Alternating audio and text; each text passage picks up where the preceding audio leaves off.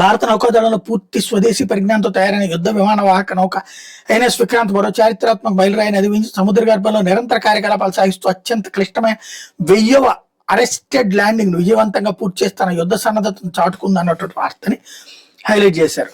ఇకపోతే స్వదేశంలోనే విదేశీ విద్య అంటూ 2040 నాటికి 5.6 లక్షల మందికి పైగా విద్యార్థులకు అందుబాటులోకి దేశంలో ఇప్పటికే 18 విదేశీ యూనివర్సిటీలకు ఆమోదం, క్యాంపస్లు ఏర్పాటు చేసిన 3 వర్సిటీలు. మారిన పరిస్థితులు అమెరికా, యూకే, కెనడా తదితర దేశాలు ఉన్నత విద్యకు అనేక అడ్డంకులు ఫలితంగా స్వదేశంలోని విదేశీ వర్సిటీల క్యాంపస్లో విద్యాభ్యాసానికి విద్యార్థులు మొగ్గు. డెలాయిట్ ఇండియా, నైట్ ఫ్రాంక్ సంస్థల అధ్యయనంలో వెల్లడి అన్నటువంటి వార్తని హైలైట్ చేశారు. అయితే ఈ భూదాహం తీరంది డీటెయిల్డ్ గా వార్త రాసుకొచ్చారు, అమరావతికి సంబంధించినటువంటి అంశం.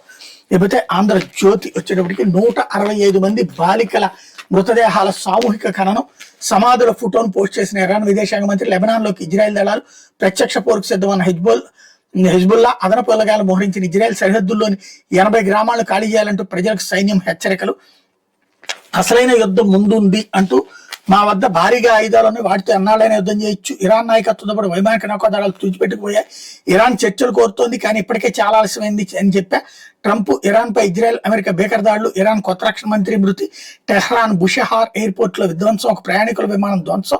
ఇజ్రాయెల్ పై ఇరాన్ క్షిపణుల వర్షం. టెలావీవ్ సెంట్రల్ ఇజ్రాయెల్ విధ్వంసం, 12కి చేరిన మృతులు.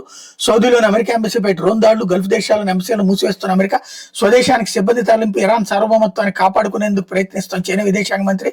దగ్గరలోనే భారీ శబ్దం, చాలా భయపడ్డా క్షేమంగా తిరిగి వచ్చిన పివి సింధు అన్నటువంటి వార్తని హైలైట్ చేశారు. కస్సు బుస్సు